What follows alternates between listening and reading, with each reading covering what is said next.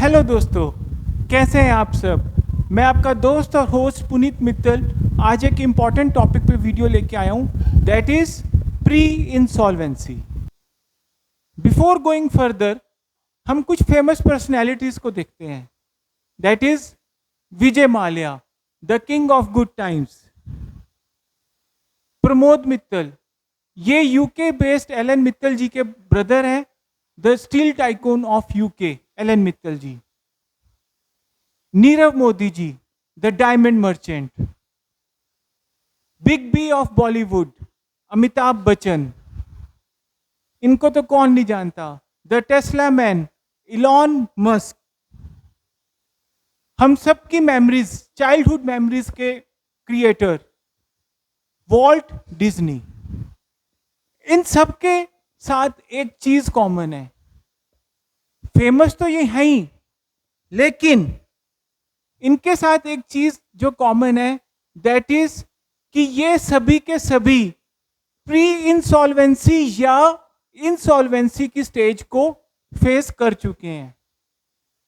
Important क्या है कि फर्स्ट थ्री ने इंसॉल्वेंसी को अपने एडवांटेज के लिए यूज करने की कोशिश करी है, लेकिन इन नेक्स्ट थ्री ने इंसॉल्वेंसी को ऐसे कंसीडर करा या प्री इंसॉल्वेंसी को ऐसे कंसीडर करा कि वहां से वो उभरे हैं, ना ही उभरे हैं, उन्होंने अपने सारे डेब्ट्स क्लियर करे हैं और एक नए मुकाम पर अपने आप को हासिल पाया है। हमारा जो आज का टॉपिक है, that is pre insolvency, a stage before insolvency. Pre insolvency क्या है? एक ऐसी स्टेज जहां पे आपके एसेट्स आपकी लाइबिलिटीज से ज्यादा हैं। The monetary value of your assets is greater than the monetary value of your liabilities. लेकिन आपके पास क्या है?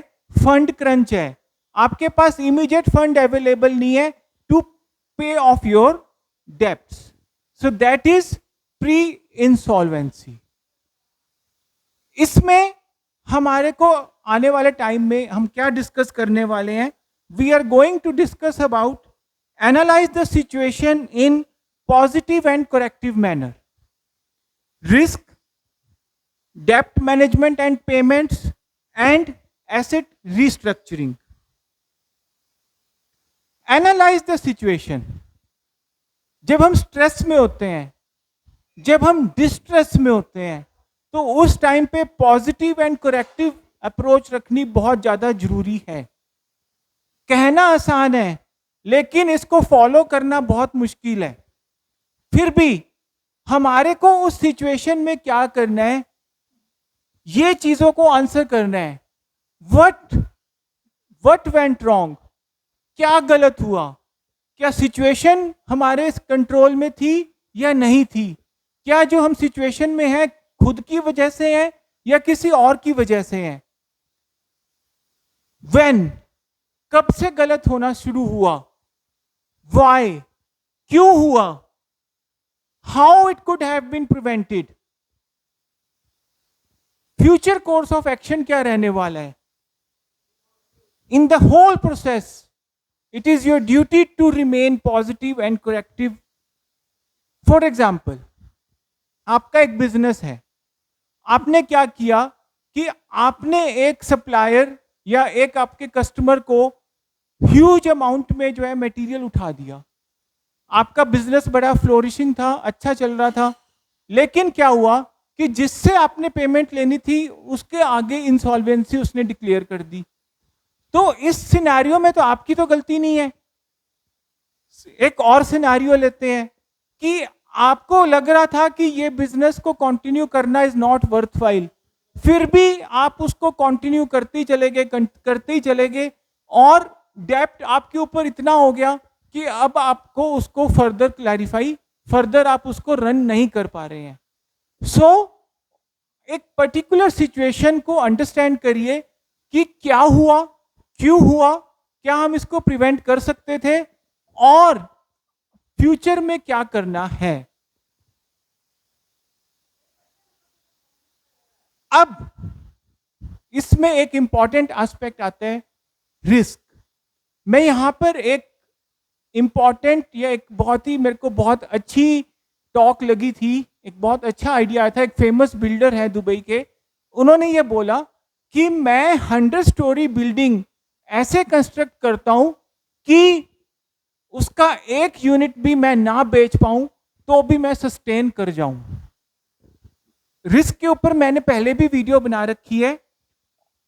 तो कोई भी बिजनेस है, कोई भी जॉब है, वो रिस्क के बगैर नहीं हो सकती है। फाइनेंस का कंसेप्ट भी है, greater the risk greater the return. So आपको ऐसे रिस्क मैनेज करना है कि आपका जो रिस्क प्रोफाइल है that lies between low and medium. अगर आपको ऐसा लग रहा है कि आपका बिजनेस का रिस्क प्रोफाइल या आपका जो भी आप काम कर रहे हैं उसका risk profile medium and high में जा रहा है, तो उसको आपको एनालाइज करना पड़ेगा कि क्या मैं करूं कि जो इसका रिस्क प्रोफाइल है वो लो टू मीडियम में आ जाए, और इतना रिस्क हो, इंपॉर्टेंट क्या है, इतना रिस्क हो कि अगर कोई अनफोर्सिन अनफेवरेबल इवेंट होता है तो मैं बिल्कुल ही डिस्ट्रॉय ना हो जाऊं, मैं बिल्कुल ही टूट ना जाऊं। देन एज ए मैनेजर या एज एन एंटरप्रेन्योर, आपकी क्रेडिबिलिटी को बनाए रखने के लिए कुछ बातें बहुत ज्यादा इंपॉर्टेंट हैं। अब यहां पर हमको जो चीजें एड्रेस करनी है डेप्ट मैनेजमेंट एंड पेमेंट्स के बारे में, वो क्या है? Delayed payments from our debtors and banking issues. अब हमारे जो हमने जिनसे पेमेंट्स लेनी है वो ऑब्वियसली वो टाइम से डिले चल रही थी तभी, तो इस सिनेरियो में क्या है कि वो पेमेंट्स और ज्यादा डिले हो सकती हैं। देन जब हमारी एक बार फाइनेंशियल रेपुटेशन बैक हिट लेती है तो लोन्स की अवेलेबिलिटी भी क्या होती है, हमारे पास कम होती है। बैंक हमें जल्दी से जल्दी लोन प्रोवाइड नहीं करते। इस टाइम पे आप देखिए कि what are your alternative sources of fund. आप फंड कहां कहां से जनरेट कर सकते हैं, किस टर्म्स पे जनरेट कर सकते हैं। Minimise the fixed expenses. इस टाइम पर क्या करिए, जो आपके फिक्स्ड एक्सपेंसेस हैं उसको मिनिमाइज करिए, कम से कम रखिए। Avoid legal action being taken against you. ऐसे प्लान करिए कि आपके अगेंस्ट लीगल एक्शन ना हो, बिकॉज आप ऑलरेडी स्ट्रेस में हैं और लीगल एक्शन जो है वो आपके ऊपर एक एडिशनल बर्डन तो डालेगा ही डालेगा, फाइनेंशियल बर्डन, लेकिन एक कॉन्टिन्यूस स्ट्रेस का कारण बना रहता है। अब इसमें हम आगे फर्दर डिस्कस करने वाले हैं कि क्या हमें पोस्ट डेटेड चेक इश्यू करना चाहिए या हमें कोई अकाउंट कंफर्मेशन देनी चाहिए कि नहीं चाहिए।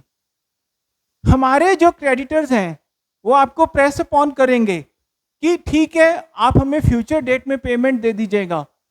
आप एक काम करिए, एक हमें पोस्ट डेटेड मतलब आगे की डेट का चेक इश्यू कर दीजिए जिससे कि हमारे को एक सिक्योरिटी हो जाए। चाहे एक चेक करिए या नंबर ऑफ चेक्स कर दीजिए। ऐसा करना बिल्कुल गलत है। क्यों? क्योंकि आप जिस फेज से क्रॉस कर रहे हैं उसमें ऑलरेडी आपकी पेमेंट्स डिलेड हैं और ये कोई गारंटी नहीं है कि जो आपने टाइम फिक्स करा उस पे वो आपके पास वो पेमेंट अवेलेबल होगी कि नहीं होगी, या अगर आपने जिस डेट का चेक इश्यू करा उस डेट पे आप ऑनर कर पाएंगे कि नहीं कर पाएंगे।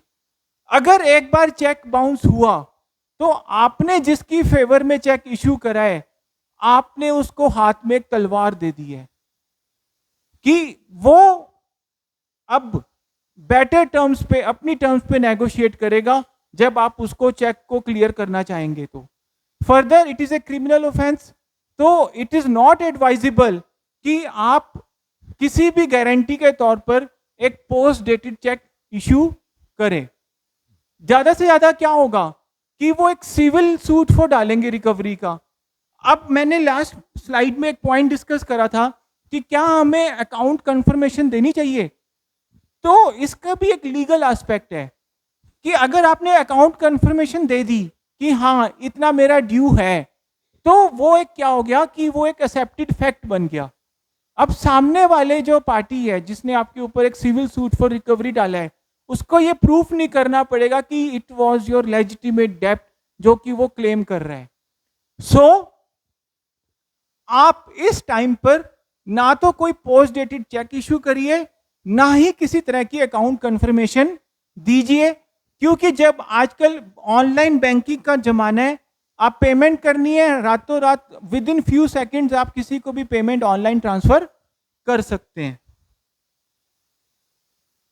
अब है हमें वो कौन कौन से फैक्टर्स माइंड में रखने चाहिए इस टाइम पर, प्री इंसॉल्वेंसी वाली स्टेज पर मेक पेमेंट करते time. First is make arrangements for contingency. Emergency कभी भी अराइज हो सकती है, फैमिली में, कोई हेल्थ में, या कोई वैसे कोई एक्सीडेंट हो जाए, या डे टू डे एक्सपेंसेस हैं। तो जब आप प्लानिंग कर रहे हो अपने फंड्स की, तो उस टाइम पर इमरजेंसी फंड्स के लिए अरेंजमेंट करके रखिए। नेगोशिएट विद द क्रेडिटर्स, उनसे बातचीत करते रहिए। नेगोशिएट करना है उनसे, नेगोशिएट किस पॉइंट पे करना है? अमाउंट के ऊपर कि आपकी इतनी अमाउंट ड्यू है, यस इतनी अमाउंट ड्यू है, प्लस टाइम कि इस टाइम तक हम क्लियर कर लेंगे। सो अपने नेगोशिएट करते रहिए क्रेडिटर्स के साथ। उससे क्या होगा कि उनका एक कम्युनिकेशन लेवल नहीं बंद होगा, और वो आपके ऊपर एक ट्रस्ट लेवल जो थोड़ा सा ब्रीच होया है उसको वो ब्रेक कंटिन्यू करने में ये आपको हेल्प करेगा। Next is secure the balance assets. अगर आपने कोई भी एसेट है जिसके ऊपर किसी भी तरह का बैंक लोन है, या वो किसी भी प्राइवेट फाइनेंशियल इंस्टीट्यूशन के पास या नॉन बैंकिंग फाइनेंशियल इंस्टीट्यूशन के पास प्लेज्ड है, तो उस एसेट को सबसे पहले क्लियर करने की कोशिश करिए। कहीं ऐसा ना हो कि आपकी पेमेंट डिले की वजह से वो जो फाइनेंशियल इंस्टीट्यूशन है वो उस एसेट को after due process of law sale पर लगा दे, क्योंकि उस टाइम पर आपको उस एसेट की प्रॉपर वैल्यू बिल्कुल भी नहीं मिलेगी। Then note down short and long term expenses that are unavoidable. जो भी आपको एक टाइम फ्रेम आपके माइंड में रहता ही है, सबके पास रहता है कि हाँ मैं इस टाइम फ्रेम के अंदर अपनी इस सिचुएशन को कंट्रोल कर लूंगा, या हम एक मार्जिन लेके भी चलते हैं। तो उस टाइम में हमारे short term expenses and long term expenses जो कि हमें बियर करने ही पड़ेंगे, फॉर एग्जांपल टैक्सेस हैं, फॉर एग्जांपल किसी भी तरह का गवर्नमेंट फीस है, तो वो टाइम बाउंड होती हैं। तो उनको कंसीडर करके चलिए कि दीज आर द एक्सपेंसेस जो कि हमें बियर करने हैं, कब कब कौन कौन सी डेट को बियर करने हैं, तो उसका भी एक नोट डाउन करके रखिए। इस स्टेज में जो ये प्री इंसॉल्वेंसी वाली स्टेज है, इसमें जनरली आपको एसेट सेल करना ही पड़ता है, क्योंकि आपकी जो पेमेंट्स हैं वो ड्यू डेट से ऑलरेडी लेट हैं, आपकी पेमेंट्स आ नहीं रही है, तो आपको क्या है कि एसेट सेल करना ही पड़ेगा। अब एसेट सेल करेंगे तो उसके ऊपर लॉन्ग टर्म कैपिटल गेन लगता है। तो लॉन्ग टर्म कैपिटल गेन को आप कैसे प्लान आउट करें? ऐसे प्लान आउट करें कि आप एसेट लॉस के बदले में एसेट को रिक्रिएट करें। जनरली क्या होता है कि भाई या तो आप गवर्नमेंट को कैपिटल गेन जितना बन रहा है वो टैक्स के फॉर्म में पे कर दीजिए, उससे आपको तो कोई बेनिफिट नहीं होने वाला, या आप कोई बॉन्ड ले लीजिए, बॉन्ड में आपको कितना इंटरेस्ट रेट मिल जाएगा, 3 ईयर का लॉक इन रखना पड़ता है। सो माई एडवाइस इज कि आप अपने कंसल्टेंट से डिस्कस करिए और कोई एसेट को क्रिएट करिए जिसको कि हम लॉन्ग टर्म कैपिटल गेन के अगेंस्ट क्लेम कर सके। एटलीस्ट उस एसेट को आप यूज करके इनकम जनरेट कर सकते हैं, प्लस उस एसेट में कैपिटल एप्रिसिएशन विद टाइम होगा ही होगा।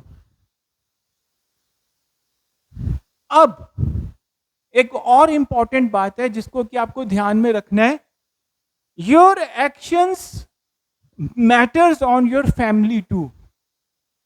आपके जो एक्शन है ना, आपके जो इम्पैक्ट है कि अगर एक पर्सन है जो इंसॉल्वेंसी को फेस करके भी बाहर से उभर आया, तो इसका इम्पैक्ट आपके ऊपर तो पड़ेगा ही पड़ेगा, लेकिन इस बात का इम्पैक्ट आपकी फैमिली मेंबर्स जो आपके क्लोज में है या फार ऑफ फैमिली मेंबर्स हैं, उसके ऊपर भी, उनके ऊपर भी इसका इम्पैक्ट आएगा कि ये पर्सन उस फैमिली से बिलोंग करता है जिसने कि प्री इंसॉल्वेंसी को फेस करते हुए इंस्टेड ऑफ गोइंग इंसॉल्वेंट इसने अपने आप को दोबारा से उभार लिया है।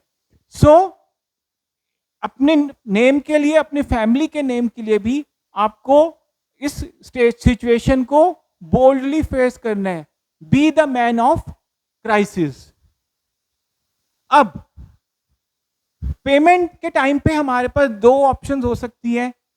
फर्स्ट, एक तो जो भी आप पेमेंट करिए वो आप प्रॉपर बैंक चैनल में, बैंक के अकाउंट में करिए, कि आपके पास प्रूफ रहे कि हाँ मैंने ये पेमेंट इस टाइम पे इस डेट को कर दी थी। या तो अब आप फुल पेमेंट कर सकते हैं किसी भी क्रेडिटर को, या किसी को, जितने भी आपके क्रेडिटर्स की लिस्ट है उनको प्रोपोर्शनली आप पे कर सकते हैं। फॉर एग्जाम्पल, एक पर्सन है जिसका कि टोटल आउटस्टैंडिंग है 1 CR, 1 करोड़। क्रेडिटर ए को उसने देने हैं 27 लाख, बी को देने हैं 32 लाख, सी को देने हैं 22 लाख एंड डी को देने हैं 19 लाख। सो अब क्या कर सकता है कि भी वो जितने भी उसके पास फंड्स आए वो ए, बी एंड सी, डी को प्रोपोर्शनली देता रहे, जिससे कि वो सारे सेटिस्फाइड रहेंगे कि हमारी जो पेमेंट है वो आ रही है। फिर भी हमें किसको पहले पे करना चाहिए, ये कोई हार्ड एंड फास्ट रूल नहीं है। These are general rules, general ideas जो कि अपनी वेरी कर सकते हैं, बट फिर भी creditors who work on low cash margins, जो कि लो कैश मार्जिन्स पे काम कर रहे हैं, ऐसे क्रेडिटर्स को, उनको फंड की बहुत ज़्यादा ज़रूरत रहती है, तो आप उनको सबसे पहले पे करिए। Creditors who have some sort of genuine urgent need for money, कि उनका हो सकता है उनके कोई घर में कोई मेडिकल इमरजेंसी हो, या कोई बच्चे की शादी हो, या कोई और किसी तरह की उनकी अर्जेंट नीड हो, तो ऐसे पर्सन को जो है सबसे पहले आप दीजिए। या अकाउंट नियर कंप्लीशन, जिनका अकाउंट जो है वो नियर कंप्लीशन है, कि अब जो है ये आपका वो क्लियर हो रहा है, नील हो रहा है, तो ऐसे पार्टीज को भी आप पेमेंट सबसे पहले कर सकते हैं। इसका एक और एडिड एडवांटेज है कि जो आपकी जो लिस्ट है, फॉर एग्जांपल जैसे मैंने एग्जांपल दिया था, सपोज आई पे डी, मैंने डी का अकाउंट बिल्कुल क्लियर कर दिया है, तो मेरे क्रेडिटर्स कितने रह जाएंगे, ए, बी एंड सी। तो आपकी जो लिस्ट है वो शॉर्ट होती चली जाएगी। अब इस सिनेरियो में आपको कुछ चीजें भूलनी नहीं है। क्या नहीं भूलना? To take a nil statement from your creditor once payment is made. उनसे क्या है, एक बैलेंस कंफर्मेशन कर लीजिए कि हाँ अब आपका कोई भी आउटस्टैंडिंग नहीं रही है, अब हम बिल्कुल आपका जो हमारे जो क्रेडिट था या जो भी आपकी पेमेंट है वो क्लियर हो चुकी है। सो आप एक नील स्टेटमेंट, नील अकाउंट स्टेटमेंट आप हमें इशू कर दीजिए, जिससे कि वो किसी भी तरह का अनड्यू एडवांटेज ना उठा पाए। अब इस टाइम पे एक इंपॉर्टेंट एस्पेक्ट आता है इंटरेस्ट ऑन आउटस्टैंडिंग का। जो इंडस्ट्री का या मार्केट के प्रीवेलिंग रेट्स हैं वो ज़्यादा हैं, लेकिन अगर हम लीगली बात करें तो सेक्शन 34 है of the code of civil procedure 1908, उसमें क्या है कि लॉ ये कहता है कि 6% जनरली वो कंसीडर करते हैं जिसको कि वो लीगली क्लेम कर सकते हैं कि ये हमारे को इंटरेस्ट देना है। फर्दर आप ये देखिए इंटरेस्ट के टाइम पे कि क्या कोई रिटर्न में आपकी कोई कमिटमेंट है कि भाई हम रिटर्न में इंटरेस्ट देंगे कि नहीं देंगे। सो इस सारे फैक्टर्स को माइंड में रखिए एंड अंडरस्टैंड, क्या अंडरस्टैंड करना है, time value of money. Time value of money एक सिंपल टर्म्स में क्या है कि आज जो 100 रुपीज की वैल्यू है, क्या वो 100 रुपीज की वैल्यू आज से 10 इयर्स के बाद रहने वाली है? Obviously the answer is no, a big no.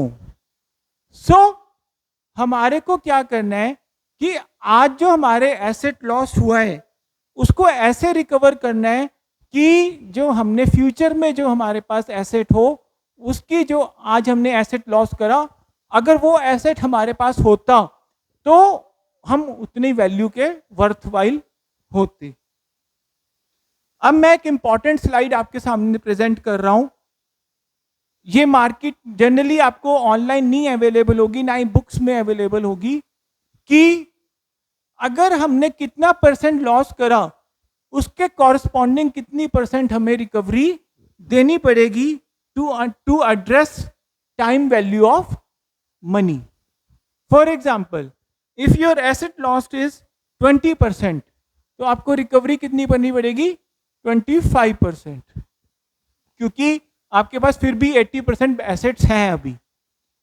अब इसको अगर हम आगे लेके चले, suppose your asset lost is 50%, उस सिनेरियो में आपको कितनी रिकवरी करनी पड़ेगी? 100%. एंड लास्ट में देखिए, अगर आपका एसेट लॉस 90% है तो कितनी परसेंट रिकवरी करनी पड़ेगी? 500%. सो प्री इंसॉल्वेंसी कौन सी स्टेज है? That goes up to 50%. Obviously balance assets ऐसे यूज करने पड़ेंगे कि हम उसको रिक्रिएट कर सकें. Recreate in terms of dimensions और एरिया. ऑब्वियस ही बात है कि अगर हमने 1 CR का एसेट लॉस करा और हमारे पास टोटल एसेट थे 2 करोड़ के, तो हम बैलेंस 1 CR से 2 करोड़ का एसेट तो नहीं रिक्रिएट कर सकते. लेकिन अगर सपोज करिए आपके पास 3000 स्क्वायर यार्ड जगह थी, उसमें से आपने 1500 स्क्वायर यार्ड जगह यूज कर दी या सेल कर दी, तो बैलेंस 1500 को ऐसे यूज करिए कि आप उस 1500 की जगह पे 3000 या उससे भी ज्यादा स्क्वायर यार्ड जगह परचेज कर ले. इसका एक और बड़ा इंपॉर्टेंट पॉजिटिव इंपैक्ट रहेगा, क्योंकि प्री इंसॉल्वेंसी में आपके ऊपर बहुत ज्यादा स्ट्रेन था, बहुत ज्यादा प्रेशर था, आपके नेम को भी काफी वो हुआ, उसके ऊपर धब्बा सा या नेगेटिव इम्पैक्ट था.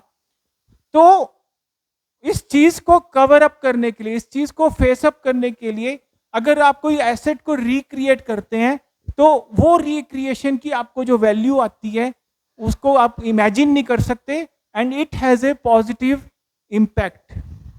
सो प्री इंसॉल्वेंसी क्या है?